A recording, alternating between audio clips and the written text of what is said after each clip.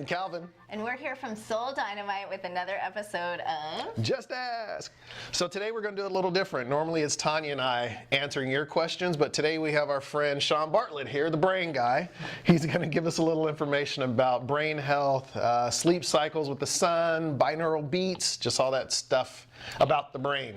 So Sean, thank you for being here. Hey, thanks for having me. I really appreciate it.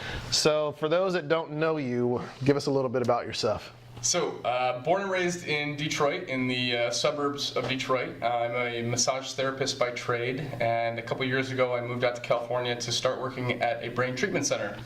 And I'm never going back to Michigan now.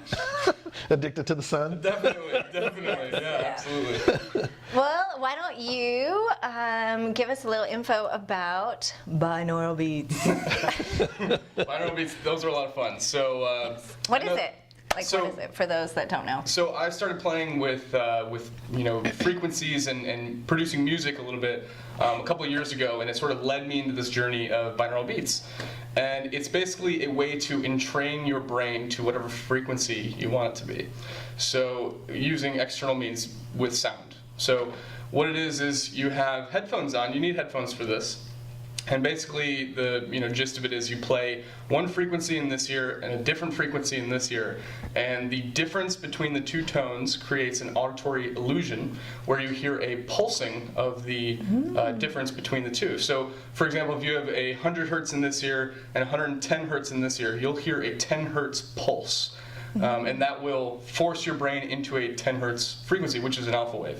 So, and there's different different brain waves that are, used for different things. So, if you're sleeping, obviously you're in a lower, like delta or theta. And if you're, doing math or studying or, wide awake, things like that, you need to focus and concentrate, you'd be in an alpha or beta state. So.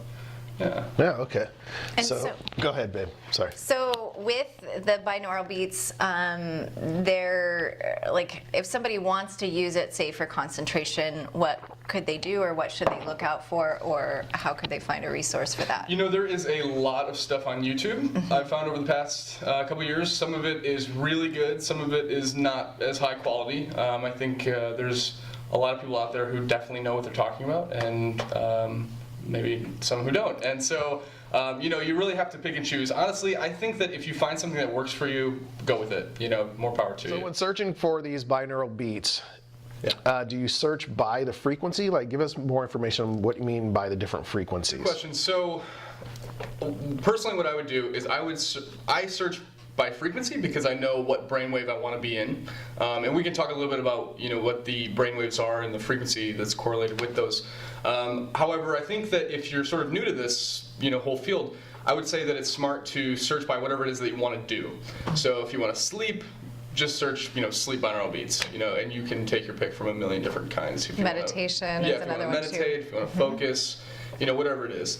And we were talking before a little bit about the quality about them, and I think that if you have, personally, when I sit down with a binaural beat and I need to do some work or whatever it is, I like just the tone in it, which I know you said that you actually don't like. You like sort of the background music and the maybe you're in the ocean or whatever it is, the noises. It's sort of like grounding for me just to have the one tone. It's like no distraction for me whatsoever. So that's what I look for, but you can find them that have that and don't have that, as far as the background music with it. So whatever you like, really. But really, you're looking for like the feeling that you get from it, right? Absolutely. Like, do you feel like a shift or a switch?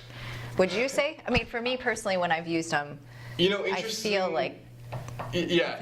Interestingly enough, if I'm wearing my big like studio recording headphones, like the big over-the-ear kind, like if you have Beats or something like that, you'll feel it a lot more than if you have just headbuds, so those are better, I would say. It's not the end-all be-all, but if you have them, definitely go with the bigger headphones. Yeah. So I know you talked about using them for sleep. What about, because I know you being the brain guy, we had a conversation not too long ago about how you can also train your body to sleep with the sun. Absolutely, yeah. So tell us about that. Yeah, so this is one of the main things that we sort of preach about at my job. So I get to talk about this a lot, which is a lot of fun. So the whole electricity thing, as far as humans are concerned, civilization is a fairly new thing. So before we had light bulbs in the house where we would stay up as late as we wanted, we would go to sleep with the sun and we would wake up with the sun. It's sort of that farmer mentality, So basically, if you get about 45 minutes, ideally an hour of sunlight in the morning with no sunglasses or glasses or contacts, not through a car windshield, nothing like that, there's a specific wavelength that the atmosphere bends the sun's ray into, which is 450 to 500 nanometers. Which that's not important. What really is important is the time. So anytime from sunrise to 11 a.m., this wavelength is out and abundant in the atmosphere. So if you're outside in the atmosphere, not looking at the sun or anything like that, you can be in total, yeah, exactly, you can be in total shade. For example, I sit on my porch and I watch Netflix for an hour, So, you can be completely shaded, with a hat on, just as long as you're not wearing any sunglasses. You will get this specific wavelength into your eye, and this will go back into the brain, and it will basically tell your neurons that it's morning, it's time to wake up. And from this point on, about 12 hours later, your brain will produce melatonin, will dump melatonin into the system. So when you think of hormones being released into the body, you typically think of like the floodgates opening, and you just get this rush of hormones. So melatonin is a little bit different in that it takes 10 to 14 hours just to produce enough melatonin to make you sleepy at night. Not even knock you out, just to give you a yawn, sort of thing. So you really have to take advantage. So when when it's the evening and you're, finishing up dinner, right after you finish eating, hopefully this is when this would happen, if you're not eating too late, you'll feel this just wave of tiredness go over you. You'll get that first yawn of the night, and most people push through and watch one more episode, or stay up and read or do whatever it is. If you take advantage of that first wave and instantly go to bed, you will fall asleep. Guaranteed, so much easier. Right. What are you trying to say? So this is something that takes practice for sure. It's easier said than done. I know. So you basically have to plan your day like, okay, I need the sun now because I get off work at this time, and I got to go to bed by this time because if I miss the rush, then I'm up till 2. That's right. Yeah, it's a fine line. It's a dance that you have to do every day. Because a lot of people get into work before the sun is even up. Right. You know what I mean? So they never see the light of day in the morning. That is. So there is a workaround. It's a secondary solution. The sun is definitely the best. However, if you want, there are these light bars that you can buy. So when I first started this company, we actually bought one for the house. It's like a $500 or $600 giant box light that sets up and super bright in your face, and we would use this, and this sort of mimics the sun, right? It gives you that same wavelength that you're looking for, and it turns out that if you go to an aquarium supply store, they have these LED strip lights that are the very specific wavelength that you need, and they're like $100. They're really cheap. Yeah. Nice. So, and they come in different sizes. I know my mom travels for work, and so she keeps a 12-inch one in her suitcase. And she props that up whenever she wants to get that blue light. So that's an option. And that's very secondary. So that's something that you would use, like if, let's say, you're at your computer, and you're typing away all morning. You can put that behind the computer and sort of, soak up that blue light. Yeah. And what about for those folks in like Seattle where the sun isn't out? Are they still getting it through the clouds, or if it's a rainy day, or do they need to get the light? A mix. It really depends. I've been in Seattle for a really long time, and Seattle is special. So it comes through the clouds. That wavelength will come through the clouds. It doesn't go through glass, but it will go through the clouds because it's just water particles, right? Yeah. It's diffused a lot more, so it's not as high quality, I guess you could say. The blue light is definitely a good option. Okay. So I would say if you're in a place, I know in Michigan it's the same, it's overcast something like 80% of the year. So same type of issue. It's definitely worse in Seattle than it is in the Midwest, but it's still there. So I would say a good mix if you can. Okay. If you can do all the sun all the time, if you work for yourself or have a flexible schedule and can do that, definitely do it. Okay. Yeah. I sleep like crap, so I guess that getting sunlight in the morning thing is something I need to do. I challenge you. I am challenging you right now. 30-day challenge, we're doing it. Okay, together. So I know my heart wants that stuff, but my brain does something else. So, well, it's interesting you bring that up. So the brain and the heart are connected.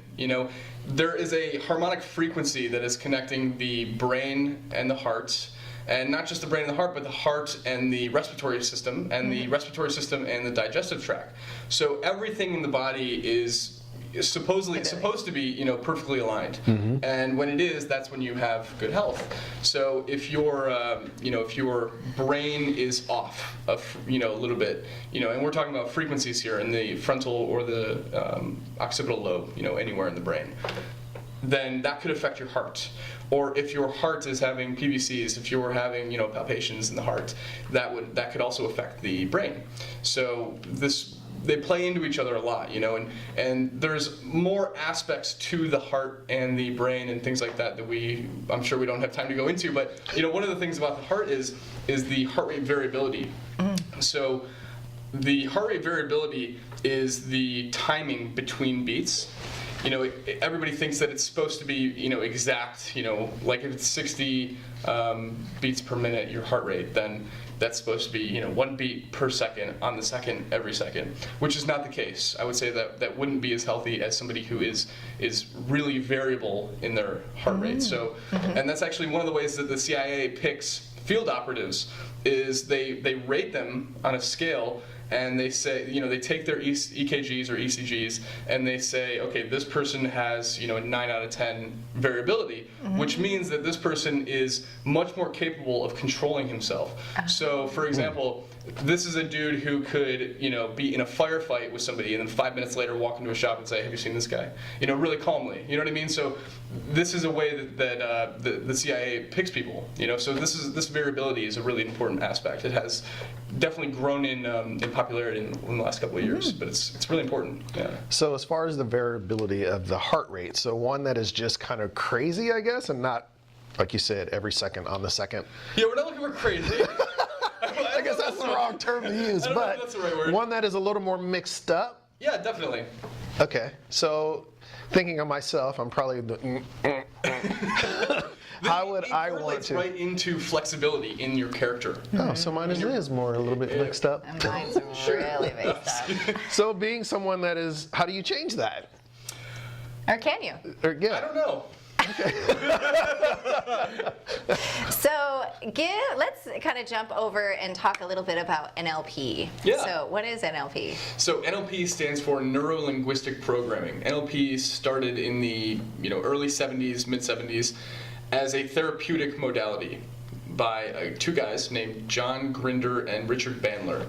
So they basically modeled these really fantastic therapists. They had a whole group of therapists, and they said there's only 1 or 2 of these guys and girls who are getting really, really sticking results. And they said, why, everybody's trained in the same way. Why is it there's only 1 or 2 people who are getting good results? And so what they did was they studied their language patterns. So not the words that they used, but the way that they used them in the sentence. So it's really the construction of the words of the sentence.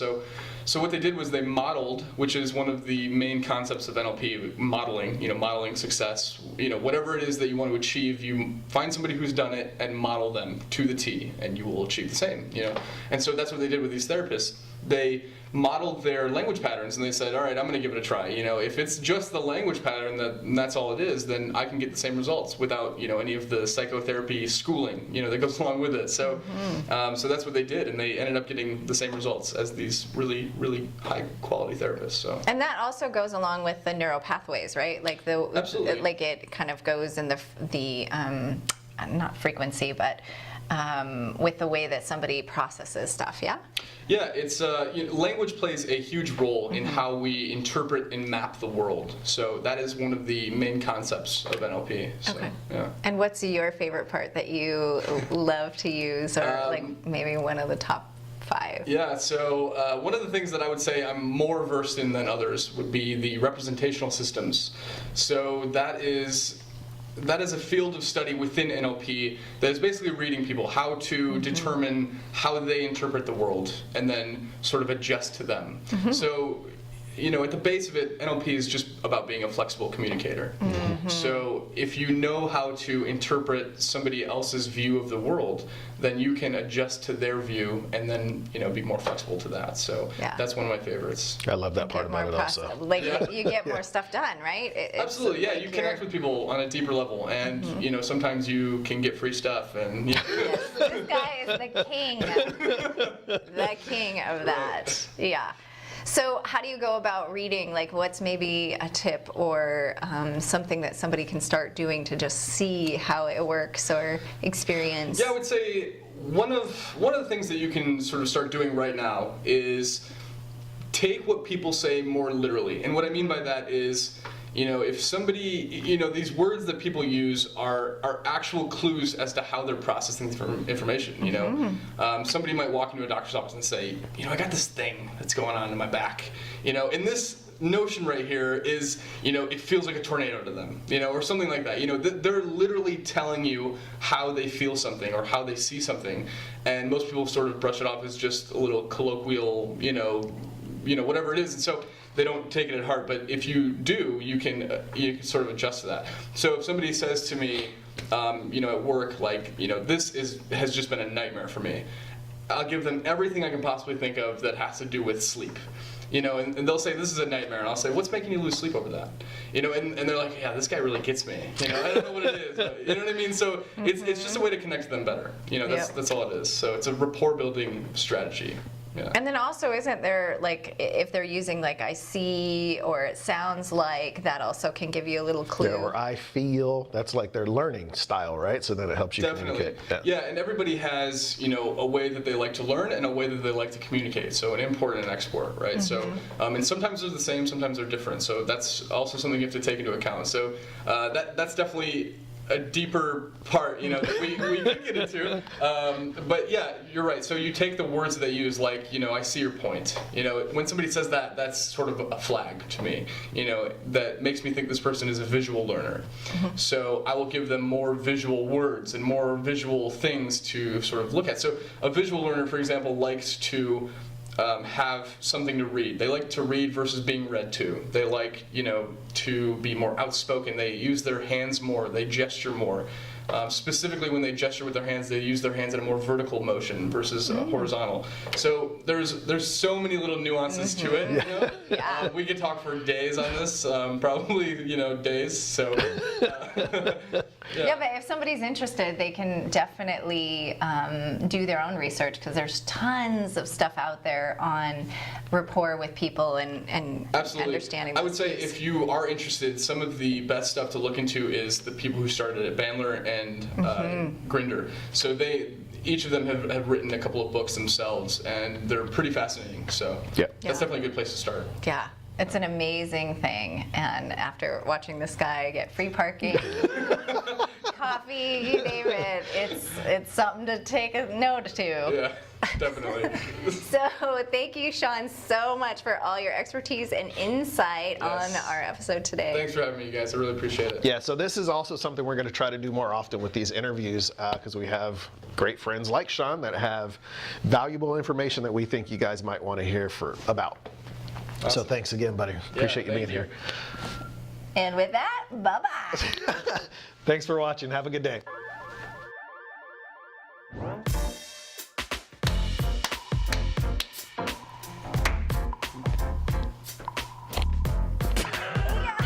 Hey guys, this is Tanya.